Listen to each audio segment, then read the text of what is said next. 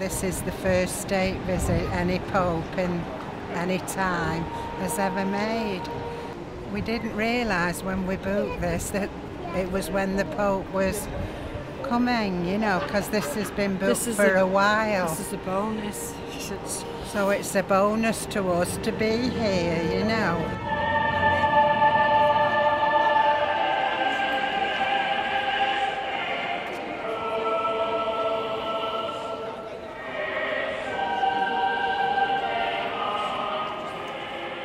Ave Maria, gratia plena, Ave Dominus tecum, Ave Sancta Maria, Ave ora pro nobis, Ave. Yeah, I'm part of a youth movement called the Juventutum. We're the youth movement for who worship according to the traditional Roman rite of the Catholic Church. Yeah, I enjoy to sing. I can't actually read music, but traditional Catholics love to sing. I'm not really interested in Catholic rock bands or any of that sort of more modern, charismatic music. I prefer traditional music. So I think that's really the music which needs to be revived and developed within the church as well. We have an immense tradition, and we don't need to borrow the sort of banal, really wasteful music of the modern world and try to impose Christ on that. We have beautiful music which has been inspired by Christ in His church throughout the ages. When you look at England and you look at Europe and you look at our civilization and the peaks and the real triumphs of Christian Western European civilization, it's not rock music. Yeah, I think heavy metal is boring, and I think a lot of it, if you look at the people involved and you look at the sort of people like Marilyn Manson who promote this sort of stuff, I think probably there's shades of the demonic in it, and I think it's probably a danger to most people to listen to it. I don't think it does you any good.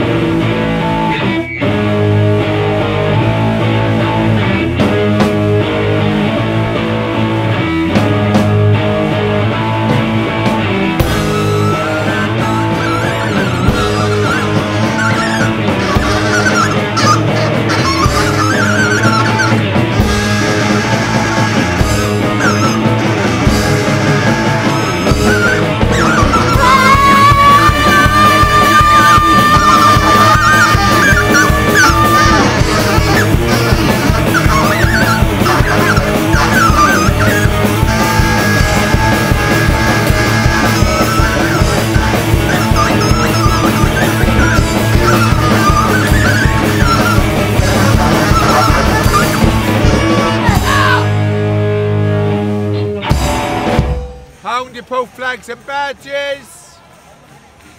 Hound your Pope flags and badges! My name is Jack McGoldrick. We're from a Catholic school in Canterbury, St Anselm's, and we're being asked by a man named Jerry Coates, who's going around the country inspiring children to do different types of art, but incorporating something to do with faith in that. And he asked us to set up a radio station called Heart Unto Heart. So we have, and we're up here today reporting for them at Hyde Park for the papal visit. But mainly we're here on a spiritual quest to find out exactly what the Pope is calling for young people today, mainly for vocation. The Pope's recently talked about, and certain issues in the church that should be discussed openly. So I think it's a very good thing that the Pope's come to England at the time he has. Well, I feel the the paedophilia within the church, I think, needs to be discussed, and the Pope on numerous occasions has apologised and talked about it. But I think it needs to be discussed and asked what can we do about that, and what the modern, the charismatic, the new Catholic Church has to offer. Jesus said we can only learn from our mistakes, and of course the Pope has now. But I think it's wrong for these people to be here. I mean, it's not wrong. I mean, everybody deserves their own opinion, but to express it with visual images of the Pope being arrested, I don't feel that it's necessary. But everyone is entitled to their own opinion, as it says in the Human Rights Act. So I don't see why they shouldn't be here. But I don't feel that they're correct. But I mean, that's okay.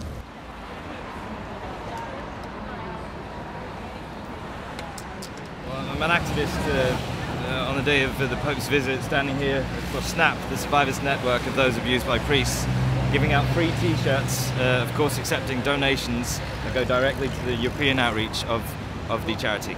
And our purpose is to express the rational, legal point of view, which is that the Pope is a criminal and he should be arrested. A memorandum was leaked from 1962, which he was in charge of enforcing for nearly 40 years. And it decrees that you should excommunicate any priest or Catholic church member who talks about abuse within the church. And when it comes down to it, it's all about money. It's a very powerful institution, and of course you don't want to mess with them, because then, you know, all the big money is interconnected somehow. I mean, it's ridiculous that he values the reputation of the church higher than the comfort or, you know, healing process of the children, or even the adults today that were abused 30, 40 years ago, that are now, you know, standing forward en masse. He should apologise and stop being so damn deceitful. There's a quote that I try to live by, and it goes along the lines of, the only thing it takes for evil to succeed is for good men to do nothing. And that's why I'm standing here today.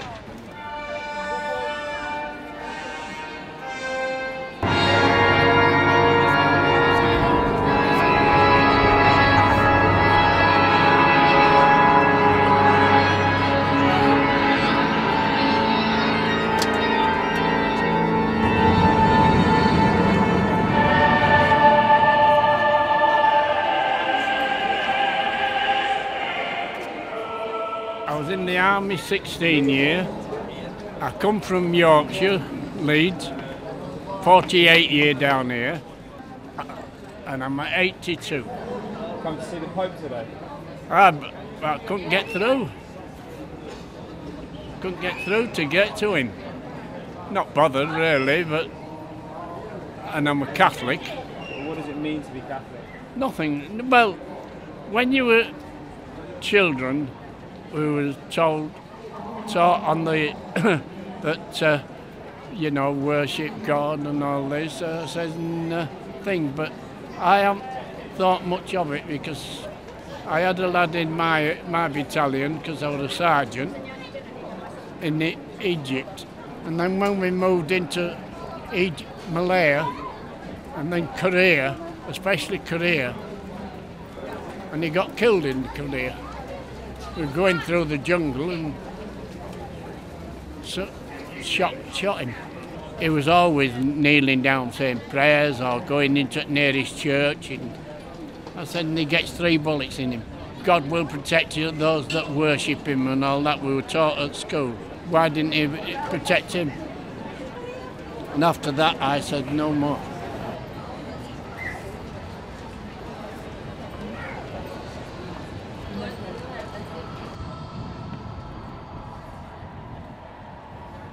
Yes, this sign that the Antichrist will arise in Rome, this is all prophesied in the Bible, especially in the books of Daniel, the letter to the Thessalonians, and in the book of Revelation. And when Christ comes, a great religious figure will appear in Rome, or at least he will show himself to the world, calling on the European Union to reject Christ as a false Messiah, and calling on the European Union to go to war against Christ. And that is why I feel it's necessary to warn the world of this forthcoming event. Your sign is obviously very visible and obvious from where you are, and it would be clearly visible to anyone on the steps of Westminster Cathedral. If you could meet him face to face, what would you say to him? I would say that unfortunately you're teaching lies to the people. You're teaching that the soul is immortal and it goes up there after death, but it does not. The whole person goes into the grave and will have to wait until the resurrection for new life. You're teaching that there are 3 gods in the Trinity. There are not. There's just the one God, and Jesus is the Son of God. So I would say to him, I'm sorry to have to tell you this, but Jesus will soon come and reveal the whole truth to all mankind.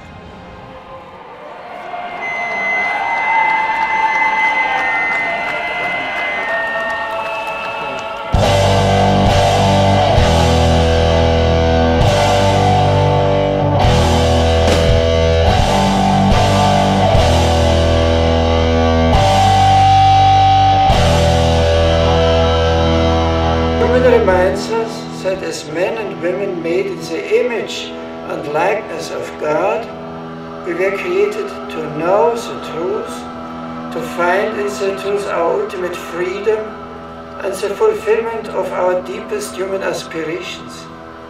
In a word, we are meant to know Christ, who is himself the way and the truth and the life. It begs to be heard, and in the end its convincing power comes from itself and not from human eloquence. It's historic, isn't it? It's history. All right. Can we go now, love?